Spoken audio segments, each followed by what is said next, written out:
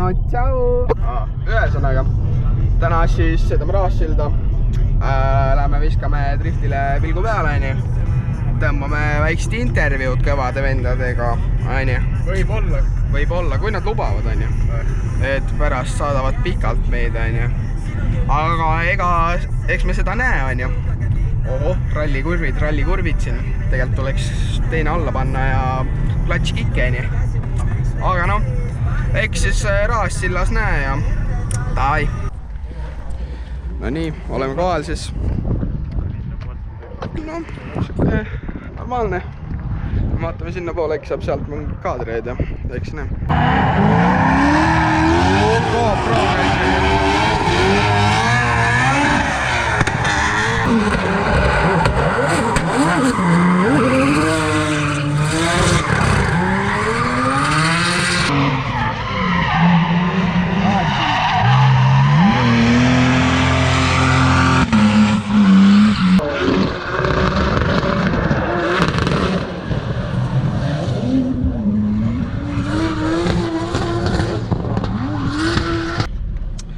väike paus.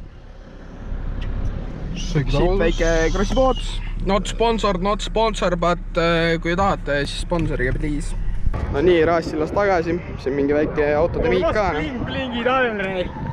34 vaata. Madal to the ground. Siis mingi Golf. No money for BBS on ju. Siis on mingi Miata. Minu isiklik lemmik 30. Äge BBS all, mul kodus peaaegu samasugune. M2, suht tavaline. Ilus võlg vähemalt. Karbon katus. Täitsa norm. Siin on väga äge R. See numbrimärk on päris äge. Varsta see 999 asu. Ja siis siin on meie päevakangelane ilmselt nagu. See on tule. Velg on küll päris ilus. See on päris kena risk.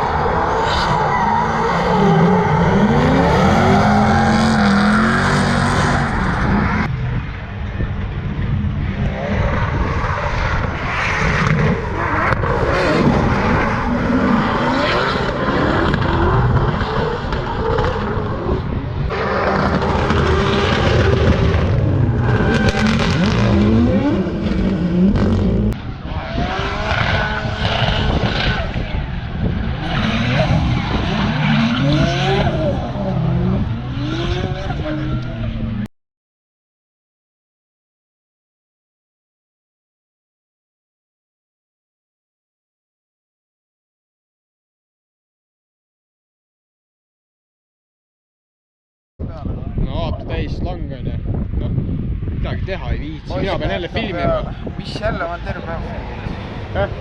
Jah. Voice Racing on line-upis. Jah.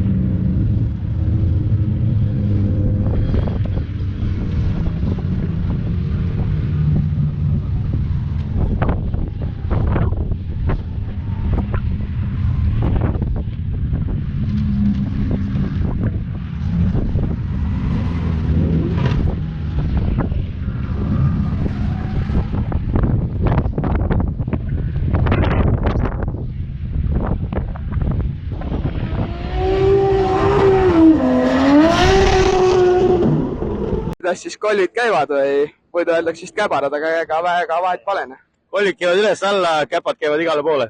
No kuidas ise siis võistlusega rahul oled, et top 16 siin Driftmastersi venna vastu, et 2 one more time, et pole paha ju.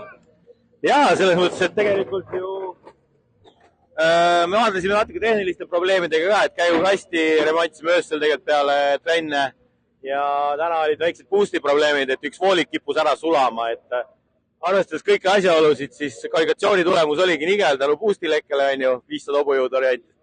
Ja nüüd saime auto korda ja saime näidata, mis teha saab ja tõesti vastane oli kõva, ega siin midagi ei olegi, et näha, et vanameister ikkagi nii roostes ei ole, kui siukeste kõvade meeste vastu võidelda saab nii mitu korda, et Bostonikul on raske otsus anda.